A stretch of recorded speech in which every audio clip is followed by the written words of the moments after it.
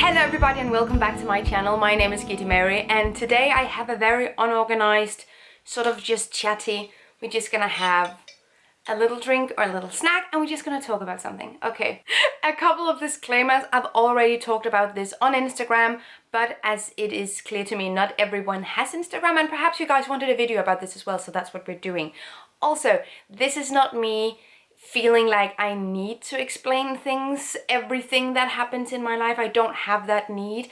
However, I am a firm believer in if you're going to share a lot of positive things in your life, it might be a good idea or transparent to open up about something you feel is a failure about yourself or something that doesn't go according to plan. Not everyone has to do this. This is just simply for me. I feel the most comfortable if I also get to represent and communicate when things don't go the right way. So it's not all, you know, like Giddy Mary is just amazing and everything always works out for her, because that's obviously not true. So that's why I want to make this video. It's not that I feel like I need to share everything, but I want to because I know a lot of you guys are sitting out there with similar feelings or feeling really badly about them, and if you could have a less shitty day because someone else on the internet shares that feeling, I'm all for that. So, without further ado, I want to talk about a question that I've gotten quite a few times. Every time I do like a Q&A thing, it's always there, and understandably so, and it is there any aspect of eco-living that you have yet to explore or that you want to improve on, you want to do better, things that aren't going perfectly yet that you want to work on? And obviously, for every single person on this planet, that answer has to be yes. There will always be something that is not perfect, or there's always something we can improve on. Perfectionism is not what we're going for, but you know, there's always something that we want to improve on and do better when it comes to lowering our impact and living more sustainable lives. And that goes for me as well. And I feel like the vast majority of you guys understand that I am a person as well on a journey that doesn't do things perfectly, that want to be better at things, and sometimes things work out and sometimes things don't. And today I want to talk about an aspect of eco-living that I have been really good at. Then I stopped being as good at it and now I want to get back into it again, but it takes a long time. This is a very cryptic, vague way of saying I want to discuss green transportation and green travel. I was recently in London. One of my videos from last week is my London vlog, and I had an amazing time and I flew there. Yeah, which sucks. But in order for me to explain my sort of thought process here, I want to take you guys back a little while. So I had a long period of time where I wasn't fly free, where flying and transportation wasn't even a part of my eco lifestyle, where that wasn't something I had explored at all yet. Then I stopped flying and I tried buses and trains, and it was really amazing, and I think it worked out really well. However, I had an experience that I'm not going to get too much into because yeah, sometimes I don't want to share everything. Just let it be known, I had an experience that affected me for a long time after that, and that made me really anxious about travel. It actually made me so anxious that I was scared of taking the normal bus around the town, where I would get like a rapid heartbeat and I would get like sweaty, and I was anxious taking just the normal bus. And for a long time after that, I didn't really do anything traveling, and then obviously there came a pandemic, so I couldn't. So I didn't really get the chance to sort of explore and work with that, so I just put pause on it and then didn't do anything. However, now that it's sort of possible again, I can feel it like bubbling back. It's coming, and I decided to fly to London because I want to not be anxious when I travel. And from my point of view, you could sort of attack this from different angles and work with one aspect at a time.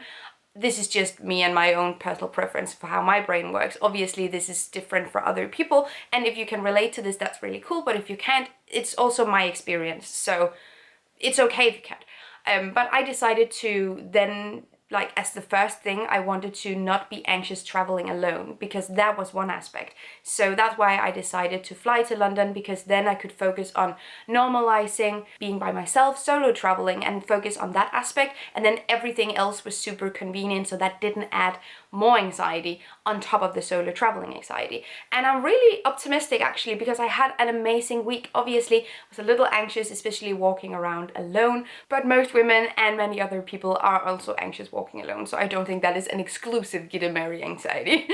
Anyway, there were times last week where I was a little bit anxious, where I would FaceTime a friend, we would talk together, and then like everything would be fine. But overall, I had an amazing trip. It was really nice. I was not as anxious as I had feared I would be, which was really great, and it made me optimistic that now I can take like another step and I can add like another thing, and perhaps take a train ride from my location and then take like a bigger train ride somewhere else and come back, because that is also a little bit it's not as bad when I'm with other people, but it's the by myself part. I don't know, like I'm so comfortable in my own company. I go to restaurants by myself all the time, love it, no problem. But it's the traveling by myself, and it's the longer distances or longer travel times by myself, which is why a 17-hour train ride from Aalborg to London was something that made me physically nauseous, because I've been planning this trip. I've been knowing that I want to go to London for a really long time, and every time I would start planning the train ride there, I would just shut completely down and just like, no, I don't need to go to London, it's fine. And at some point I also just had to realize that if I'm ever going to work through whatever this is, I have to take like small steps, and that means doing something that is not as ideal as I would want it to be, which in my case meant flying. It is also not the last time that I fly. And I don't remember specifically how I have talked about fly-free vacations in the past, because if I know myself just a little bit, I have at least one time said that I'm never flying again.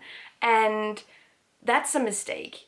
Also, when I talk to, friends and family about this flying thing, and every time I've done it, I've always been like, yeah, as long as that's possible for me, whenever that is possible, I want to do it. But obviously, I haven't gotten in an airplane for the last time, because that's also putting like an eco thing on a pedestal, and if you then have to do it, you seem like a huge failure. Like right now, I don't feel like a huge failure. But because I have talked about fly-free vacations, and then I go and do the opposite thing, it does come with guilt and it does come with shame, and I also want to work through that, which is why I want to make this video. I want to create an environment where it's not like all or nothing, where it's not, if you're not perfect and does things absolutely ideally every single time, you're a piece of shit. That's not what I want to cultivate. It's all a spectrum, and sometimes things are possible for you and you can do them, and that's cool, and other times they're not possible. This also comes back to the idea that being 100% perfect at sustainability also comes with the idea that we have to be in control of the situation all the time. And there are plenty of reasons why you cannot be in control all the time.